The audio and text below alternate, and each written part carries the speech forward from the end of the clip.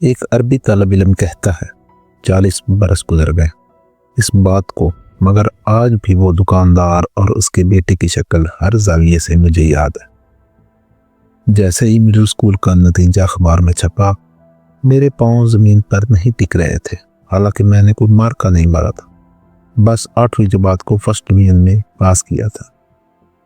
کچھ بھی سوچ نہیں رہا تھا کہ خوشی کا اظہار کیسے کروں۔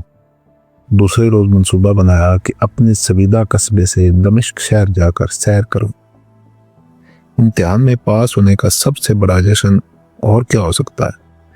میری جیب میں فقط 1 لیرے کا سکہ اور ایک 5 لیرے کا کڑکتا نوٹ ہی تھا۔ سیدھا بس اڈے پہنچ کر ہی دم لیا۔ بس والے نے 1 لیرہ کرایہ لے لیا، باقی 5 لیرے جیب میں تھے۔ منصوبہ بنا لیا تھا کہ ان پیسوں سے دمشق کی مٹھائی لے کر گھر جاؤں اور مزے کروں۔ شامی کیک خریدنے کا تو پکا ارادہ کر لیا تھا۔ دمشق کے بازار ایک سے بڑھ کر ایک اور خوبصورت تھا۔ الصالحہ بازار اور المیدیہ بازار کی تو بات ہی کیا تھی۔ وہی جابی گیٹ کے پاس مٹھائی کی ایک دکان نظر آئی۔ اندر جا کر دکاندار سے، جس کے پہلو میں اس کا بیٹا بیٹھا تھا، 1 کلو کیک، 1 کلو برازق اور 1 کلو غرابیہ خرید لیا۔ جیسے ہی پیسے دینے جیب میں ہاتھ ڈالا، وہ خالی تھی۔ 5 لیرے جیب میں تھے ہی نہیں۔ اب میری حالت دیکھنی تھی، شاید چہرے کی یاسیت بھی ٹپک رہی تھی۔ دکاندار سے معذرت کرتے ہوئے کہا، جناب پردیسی ہوں، کچھ دیر بعد اپنا سامان لے جاؤں گا۔ دکاندار نے مجھے مسکراتے ہوئے کہا، بیٹا کیا پیسے گھر بھول آئے ہو؟ میں نے جواب دیا، نہیں جناب، پیسے تو جیب میں ہی تھے۔ پورے 5 لیرے کا ایک کڑکتا نوٹ تھا۔ کدھر رہتے ہو؟ اس نے پوچھا۔ سویدہ میں، جواب دیا۔ دکاندار نے کہا، اچھا ادھر آؤ، پہلے ذرا یہاں بیٹھو، تھوڑا آرام کر لو۔ پھر اس نے چائے کا ایک کپ بھر کر مجھے پکڑاتے ہوئے کہا، لو میرے بیٹے کے ساتھ بیٹھ کر پیو۔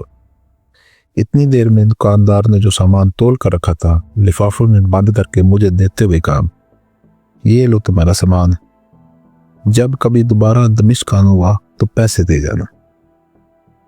میں نے انہیں انکار کرتے ہوئے کہا، سیدی شاید اتنی جلدی میرا دوبارہ دمشق آنا ممکن نہ ہو، اور پھر چیزیں کوئی ضروری بھی نہیں۔ معذرت کے ساتھ آپ مجھے نہیں خریدنا، آپ رہنے دیجئے، آپ کا شکریہ۔ دکاندار نے کہا، بیٹے تم دمشق ضرور آؤ گے، مجھے یہ بھی پورا یقین ہے کہ تم میرے پیسے بھی ضرور واپس کرو گے۔ اور اس کے ساتھ ہی دکاندار نے اصرار کر کے سامان اٹھوا دیا۔ میں نے سامان لے کر شرمندہ دکاندار اور اس کے بیٹے سے سلام لیا۔ باہر نکلا، بھی چند قدم ہی دور گیا تھا کہ دکاندار کا بیٹا پیچھے سے آوازیں دیتا دکھائی دیا۔ دکاندار کے بیٹے نے آ کر بتایا کہ ابو کو تمہارے 5 لیرے دکان میں گرے مل گئے تھے، لگتا ہے آپ نے جیب میں ہاتھ ڈالا ہوگا تو نیچے گر پڑے ہوں گے۔ ابو نے مٹھائی کے پاسے کاٹ لیے، یہ رہے آپ کے باقی پیسے۔ میری خوشی دگنی تھی، کہاں ادار کے بول تلے دبا سوچتے چلا جا رہا تھا کہ چلو سامان تو ٹھیک ہے، لیکن سویدہ جانے کا کرایہ کس سے مانگوں اور کہاں یہ ادھار چکتا کروں۔ کسی کے آگے ہاتھ پھیلائے بغیر کرائے کے پیسے نکل آئے تھے۔ میں ہلکا پھلکا ہو چکا تھا۔ دکاندار کے بیٹے کا شکریہ ادا کیا، اسے اپنے ابو کا شکریہ ادا کرنے کو کہا، باقی کے پیسے جیب میں ڈالے، اڈے کی جانب چل پڑا۔ گھر آ کر کپڑے تبدیل کرنے کے لیے جیسے ہی برانی پتلون پہنی، 5 لیرے کا کرارا نوٹ جیب میں سے مل گیا۔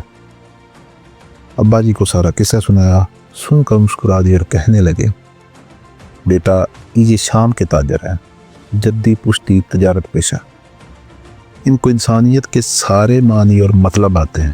بہرحال یہ 5 لیرے تیرے اوپر ان کا قرض ہے۔ اپنی امی سے کہے کل میٹھے ڈوڈے بنا کر دے، ہماری جانب سے ہدیہ لیتے جانا، 5 لیرے قرض بھی اتار دینا، اور ہماری طرف سے شکریہ بھی ادا کرنا، ہمارا سلام بھی ان سے کہنا۔ اگلے ہفتے امی سے مٹھائی پکوا کر اور 5 لیرہ قرضہ چکانے دمشق کی راہ لی۔ دکاندار نے جیسے ہی مجھے دیکھا ہنس دیا اور کہنے لگا، نہیں کہتا کہ تم جلد ہی دمشق واپس آئے گا؟ یہ پکڑو 1 کلو ہری سار میری طرف سے لیتے جانا اور سویدھا کے لوگوں کو میرا سلام کہہ دینا۔ آج بھی جب کسی تاجر کو دیکھتا ہوں تو دل میں فوراً اس نسلی تاجر اور فصلی تاجر کا